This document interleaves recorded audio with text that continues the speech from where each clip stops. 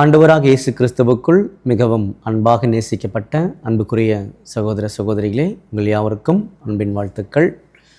விசேஷமாக ஜீவனும் ஜீவ உரிமைகளும் என்ற தலைப்பின் கீழாக தொடர்ந்து ஆண்டவருடைய சத்தியங்களை பார்த்துட்ருக்குறோம். அந்த வகையில் இன்றைய நாளுக்குரிய ஒரு கேள்வி பதிலுக்குள்ளாக கடந்து போவதற்கு முன்பாக ஒரு சிறிய ஜெபம் பண்ணி தொடங்கிடலாம். சர்வ வல்லமையும் மகா இரக்கமும் கிருபையும் நிறைந்த அன்பின் பரலோக பிதாவே, உமக்கே துதியும் சோஸ்திரமும் கனமும் மகிமையும் சதா காலங்களிலும் உண்டாயிருப்பதாக. விசேஷமாக வேதத்துள்ள மகத்துவமான காரியங்களை இப்பேற்பட்ட படிப்பின் மூலமாக தேவன் எங்களுக்கு கற்றுக் கொடுக்க சித்தமாக இருந்ததற்காக நன்றி செலுத்துகின்றோம். இது போன்ற அநேக காரியங்களை வரக்கூடிய நாட்களில் நாங்கள் கற்றுக்கொள்ள தெய்வம் தாமே கிருபை செய்ய வேண்டுமாய் ஜெபிக்கின்றோம். இவை யாவும் எங்கள் மீட்பரும் இரட்சகரும் குருவுமாகிய ஆண்டவராக இயேசு கிறிஸ்துவின் நாமத்தினாலே கேட்கிறோம் நல்ல பிதாவே, ஆமீன். அன்புக்குரிய சகோதர சகோதரிகளே, உங்களுக்கு ஒரு அன்பான ஒரு ரெக்வஸ்ட் நாங்கள் வைக்க விரும்புகிறோம். இப்போ நம்ம படிக்கக்கூடிய இந்த காரியமானது ஜீவனும் ஜீவ உரிமைகள்ன்றது ஒரு அருமையான ஒரு பெஸ்ட்டு ஒரு டாபிக் நமக்கு கொடுத்துருக்கார் தேவன். இதை சார்ந்து இருக்கக்கூடியது தான் சாற்றப்படுதல், இம்ப்யூட்டேஷன் அப்படின்றதும்.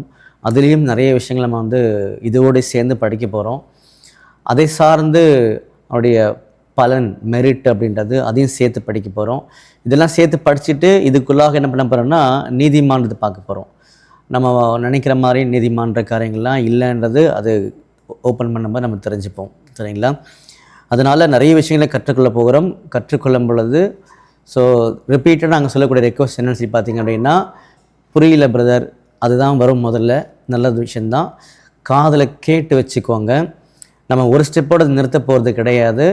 முதல்ல இங்கே சொல்கிறத முடிஞ்சளவுக்கு எக்ஸ்பிளைன் பண்ணுறோம். அதில் ஒரு சில பேர் அதை புரிஞ்சுக்கிறீங்க, சில பேருக்கு புரிஞ்சுக்கிறதுக்கு கடினமாக இருக்கும். அதனால் என்ன பண்ணுறோன்னா, அதை கொஸ்டின் ஆன்சராக என்ன பண்ணுறோன்னா நாங்கள் மறுபடியும் அதை உங்களுக்கு கொடுக்குறோம்.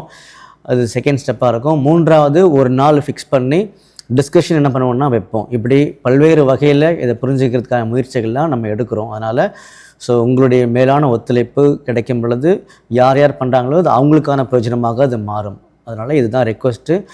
தொடர்ந்து இதை பண்ண முடியாது, நமக்கு டைம் கொஞ்சமாக இருக்கிறதுனால அதை ஞாபகப்படுத்த வேண்டிய தேவை வந்துச்சு, அதனால் பண்ணியிருக்கோம், சரிங்களா?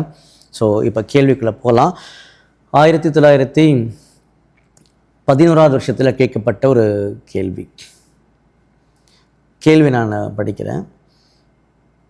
நம்முடைய கர்த்தராகிய இயேசு கிறிஸ்து தம்முடைய நீதியை அவருடைய சரீர அங்கங்களுக்கு சாற்றுகிறாரா? கொஸ்டின் பார்த்தீங்க அப்படின்னா இங்கிலீஷில் பார்க்கும்போது,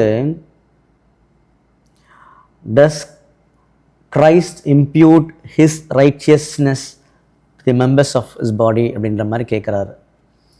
அதாவது நம்முடைய ஆண்டவராக இயேசு கிறிஸ்து அவருடைய நீதியை, ரைச்சியஸ்னஸ், சபைக்கு சாற்றுகின்றாரா? இப்போ கேள்வி கேட்டோன்னே உங்கள் மைண்டில் ஒரு வேளை பதில் பதிவாக இருந்ததுன்னா அது ஒரு எக்ஸ்பீரியன்ஸாக எடுத்துக்கோங்க, சரிங்களா? ஆனால் இன்ட்ரெஸ்டிங்காக இருக்கும் பதில். ஃபஸ்ட் ஸ்டெப்பில் நம்ம நினச்ச பதில் வந்திருக்கான்னு செக் பண்ணி பாருங்கள் எல்லாருமே, சரிங்களா? உள்ளே போகலாம் பதிலுக்குள்ளே. நமது கர்த்தர் தம்முடைய நீதியை சுமத்துகிறார் என்று நாம் சொல்லும்போது அவர் பிரதான ஆசாரியராக தம்முடைய சொந்த நீதியை கொடுக்கிறார் என்று நாம் எண்ணக்கூடாது. நம்முடைய ஆண்டவராகிய இயேசு கிறிஸ்து தம்முடைய சொந்த நீதியை கொடுக்கிறார், சாற்றுகிறார் என்று எண்ணக்கூடாது. அப்படி இல்லை அப்படின்னு சொல்லிட்டார்.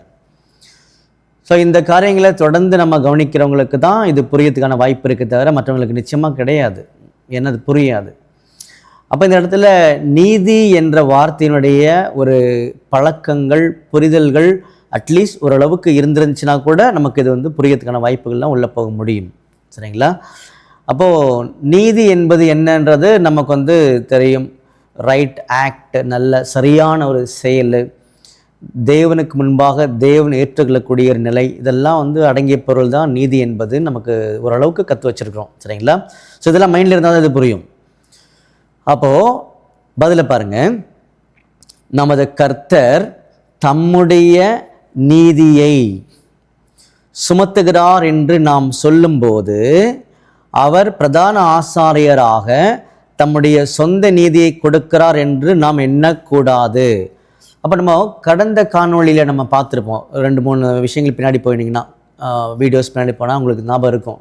ஞாபகப்படுத்திக்கலாம். இப்போ அது டாபிக் பார்த்திங்கன்னா மெரிட் வெஸ் ரைச்சியஸ்னஸ். நம்முடைய ஆண்டவருடைய பலன் மற்றும் நீதின்ற டாப்பிக்கில் எடுத்துருப்போம். அந்த பாயிண்டில் ரொம்ப ஒண்டர்ஃபுல் பாயிண்ட் ஆக்சுவலாக. அப்போது நம்முடைய ஆண்டவருடைய நீதினா என்னன்னு ஒரு கேள்வி வேறு நம்ம பதிவு செய்திருந்தோம். அதெல்லாம் நீங்கள் பதில் கொடுத்துருந்தீங்க. அப்போது நம்முடைய ஆண்டவருடைய நீதி என்பது அவருடைய கிரியை, நடத்தை, பூரண பண்பு, இது அவருடைய நீதி. இதை தான் சுமத்துகிறாரா அப்படின்னு பார்த்தீங்கன்னா இதை கிடையாது. அப்போ எதை சபைக்கு சாற்றுகிறார்? இப்போ வித்தியாசம் புரியுதா? ஆண்டவருடைய நீதியை சபைக்கு சாற்றல, அவருடைய சொந்த நீதி எது? அவருடைய சொந்த நீதினா எது? அவருடைய கிரியை, அவருடைய நடத்தை, அவருடைய பூரண பண்பு, இதெல்லாம் அவருடைய சொந்த நீதி. இப்படி ஒரு நீதியாக இருந்ததுனால தேவன் அவருக்கு பலன் கொடுத்தார், மெரிட் கொடுத்தார். அதைத்தான் சபைக்கு சாற்றுகிறார். வித்தியாசம் புரியுதா உங்களுக்கு? இப்போ இதுதான் அவர் எழுதியிருக்காரு பின்னாடி. இப்போ படித்தா உங்களுக்கு புரிஞ்சிடும். சரிங்களா? இப்போ படிக்கலாம் பாருங்க. ஆனால் நமது சார்பாக தமது மனுஷீக பலனை சுமத்துகிறார். பார்த்தீங்களா? ஹியூமன் மெரிட்டு, அவருடைய ஹியூமன் மெரிட்டு தான் என்ன பண்ணுறாருன்னா சுமத்துகிறார். மனித ஜீவ உரிமைகளை சுமத்துகிறார்னு அர்த்தம். சரிங்களா? எதை சுமத்தலை? அவருடைய சொந்த நீதியை சுமத்தலை.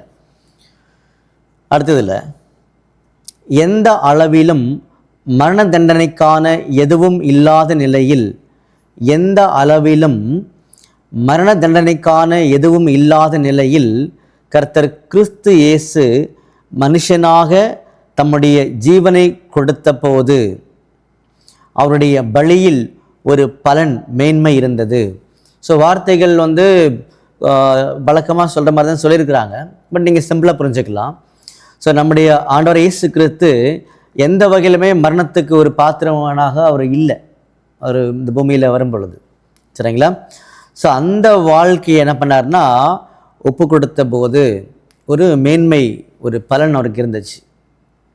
அந்த வாழ்க்கையை தான் என்ன பண்ணாருன்னா ஃபஸ்ட்டு ஞானஸ்நானத்தை கொடுத்தாருல்ல, பூரணமான வாழ்க்கையை கையில் வச்சுருந்தார். அதான் என்ன பண்ணுறாரு, ஞானஸ்நானத்தை கொடுக்குறாரு. கொடுத்ததுக்கு ஏற்ப வாழ்ந்தார். அதனால் தேவன் அதையே பலனாக கொடுத்துட்டார். இதெல்லாம் நமக்கு தெரிஞ்ச விஷயங்களால நமக்கு ஈஸியாக புரிஞ்சிடும். சரிங்களா? திரும்ப படிக்கிறேன். எந்த அளவிலும் மரண தண்டனைக்கான எதுவும் இல்லாத நிலையில் கர்த்தர் கிறிஸ்து இயேசு மனுஷனாக தம்முடைய ஜீவனை ஒப்பு கொடுத்த போது அவருடைய பலியில் ஒரு பலன், ஒரு மேன்மை இருந்தது. கர்த்தரால் ஒப்பு கொடுக்கப்பட்ட பூமிக்குரிய ஜீவனின் உரிமைகள் அவருடைய வரவில் சேர்ந்திருந்தது. ஸோ இதெல்லாம் இப்போ டக்குன்னு நல்லா கூர்ந்து கேட்டுகிட்டே இருக்கணும்னு புரிஞ்சிடும். இப்போ நான் சொல்லி முடிச்சது தான், நம்முடைய ஆண்டவர் பிறக்கும் பொழுது கடவுள் அவருக்கு ஜீவ உரிமைகளை கொடுத்திருந்தார். அதை ஞானஸ்தானத்தின் போது நம்முடைய ஆண்டவர் பிதாவுடைய கையில் கொடுத்தாரு. கொடுத்ததுக்கு ஏற்ப பர்ஃபெக்டாக வாழ்ந்தார். வாழ்ந்து முடிக்கும்போது அப்பா நான் சொன்ன மாதிரி வாழ்ந்துட்டேன், இந்தாங்க வச்சுக்கோங்கன்னு சொல்லி கையில் கொடுத்தாரு. என் ஆவியம் கரங்களில் ஒப்புக்கொடுக்கிறேன் சொன்னார். அப்படி கொடுத்ததுனால பிதாவாகிய கடவுள் என்ன பண்ணார்னா, பர்ஃபெக்டாக வாழ்ந்துட்டீங்க, அந்த பலனை நான் உங்ககிட்ட கொடுத்துட்றேன், மெரிட்டை நீங்கள் வச்சுக்கோன்னு கையில் கொடுத்தாரு. புரிஞ்சுங்களா? இந்த பேசிக் மறக்கக்கூடாது எப்பயுமே. கையில் கொடுத்துட்டாரா? சரி, கையில் கொடுத்தது தான் சபைக்கு சாற்றுகிறார் அந்த மெரிட்டை. எதை கிடையாது, தன்னுடைய சொந்த நீதியை கிடையாதுன்னு வித்தியாசப்படுத்துகிறார் இந்த இடத்துல. தொடர்ந்து படிக்கலாம். அவருடைய பலியில் ஒரு மேன்மை இருந்தது. கர்த்தரால் ஒப்பு கொடுக்கப்பட்ட பூமிக்குரிய ஜீவனின் உரிமைகள் அவருடைய வரவில் சேர்ந்திருந்தது. மனுக்குல உலகத்திற்கான சீர்பொருந்துதலின் வல்லமையை, மனுக்குல உலகத்திற்கான சீர்பொருந்துதலின் வல்லமையை, அவர்களுடைய மறு உருவாக்கத்திற்கான வல்லமையை அவருக்கு அளித்தன. அதாவது நம்முடைய இயேசு கிறிஸ்து மரித்து உயிர்த்தெழும் பொழுது அவருக்கு பூமிக்குரிய மனுஷீக லைஃப் ரைட்ஸ் இருந்துச்சு, அவ்வளோதான். இந்த லைஃப் ரைட்ஸ் தான் மனுக்குலத்தை மறுபடியுமாக உருவாக்கக்கூடிய ஒரு வல்லமை படைத்தது. அது அப்பா குமாரன்கிட்ட கொடுத்துட்டார், அது கையில் வச்சிருக்காரு குமாரன்றது இங்கே சொல்கிறார். சரிங்களா? ஆனால் அந்த பலியின் பலனை உலகத்துக்கு கொடுப்பதற்கு முன்பு நம்முடைய குறைபாடுகளை மூடுவதற்காக இது நமது நீதிமானாக்கப்படுதலுக்கு அடிப்படையாக அமைக்கப்பட்டது. ஸோ இந்த ஏரியாலாம் இன்னும் அதிகமாக நம்ம உள்ளிறங்கி பார்க்க போகிறோம். இப்போ எழுதியிருக்கிறது நிறைய பேருக்கு என்ன பிரச்சனை, எவ்வளோ ஆளுங்கள்னு ஒரு வேளை தெரியாமல் இருக்கலாம், பின்னாடி தெரிஞ்சிடும். அதனால் கவலை மட்டும் படாதீங்க, டைம் இருக்குது, நம்ம புரிஞ்சுக்கலாம் நிதானமாக. சரிங்களா? நான் திரும்ப படிக்கிறேன். ஆனால் அந்த பலியின் பலனை உலகத்துக்கு கொடுப்பதற்கு முன்பு நம்முடைய குறைபாடுகளை மூடுவதற்கு, பாருங்க இந்த இடத்துல நம்முடைய குறைபாடுகளை மூடுவதற்குன்னு சொல்றார். இது நமது நீதிமானாக்கப்படுதலுக்கு அடிப்படையாக அமைக்கப்பட்டது. இதை நமக்காக சீர்பொருந்தலில் உபயோகப்படுத்தப்பட்டிருக்க முடியும். திரும்ப படிக்கிறேன். இது நமது நீதிமானாக்கப்படுதலுக்கு அடிப்படையாக அமைக்கப்பட்டது. எது? அந்த பலன், மெரிட்டு. அந்த மெரிட் எது? 3 வருஷம் வாழ்ந்தார் இல்லையா, வாழ்ந்ததுக்கான பலன்தான் மெரிட்டு. அந்த மெரிட்டு தான் லைஃப் ரைட்ஸு. அதை தான் நம்முடைய சீர்பொருந்துதலுக்காக, நீதிமானாக்குதலுக்காக பார்த்தீங்கன்னா நமக்கு கொடுக்கப்பட்டதுன்றதை சொல்கிறார். சரிங்களா? இதை நமக்காக சீர்பொருந்துதலில் உபயோகப்படுத்தப்பட்டிருக்க முடியும். ஆனால் இந்த யுகத்தில் அப்படி செய்வது தேவனுடைய திட்டத்தில் இல்லை. ஆகவே கர்த்தர் இயேசுவின் பலன் அர்ப்பணிக்கிற விசுவாசிகளுக்கு சுமத்தப்பட்டு அவர்களுடைய குறைபாடான மண்பாண்டங்களின் கரைகளும் தெரியாமல் செய்கிற மீறுதல்களும் அவர்களின் ஓட்டம் முடியும் வரையிலும் மறைக்கப்படுகின்றன. அப்போ இடையில ஒரு வார்த்தை நம்மளுக்கு புரியல, எந்த வார்த்தைன்னு நம்ம ட்ரேசர் பண்ணலாம் பாருங்க. எதுனா, ஆனால் அந்த பலியின் பலனை உலகத்துக்கு கொடுப்பதற்கு முன்பு நம்முடைய குறைபாடுகளை மூடுவதற்காக இது நமது நீதிமானாக்கப்படுதலுக்கு அடிப்படையாக அமைக்கப்பட்டது. இது வரைக்கும் புரிஞ்சிருச்சு. அடுத்த லைன் தான் நமக்கு கொஞ்சம் பிரச்சனையாக இருக்குது.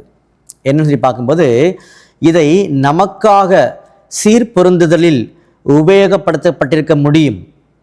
ஸோ இதை அப்படியே கம்ப்ளீட்டாக நமக்காக என்ன பண்ணிக்கலாம்னா அவர் பண்ணியிருக்க முடியும். ஆனால் இது உலகத்துக்கும் தேவைப்படுது. அதனால தான் சாற்றப்படுகின்றது ஒரு வார்த்தை என்ன பண்ணுறாருன்னா அவர் கொண்டு வரான்றதை நம்ம புரிஞ்சுக்கிறோம். சரிங்களா?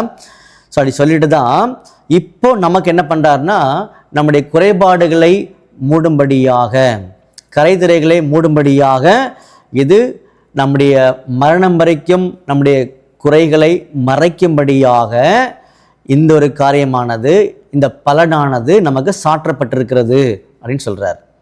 அப்போ இதை உலகத்துக்கு என்ன பண்ண போகிறாருன்னா பின்னொரு நாட்களில் கொடுக்க போகிறான்றதையும் சொல்கிறார். அப்போ நல்லா கவனிங்க, கேள்வியை எளிமையாக புரிஞ்சுக்கிட்டு பதிலை எளிமையாக முடிச்சிடலாம்.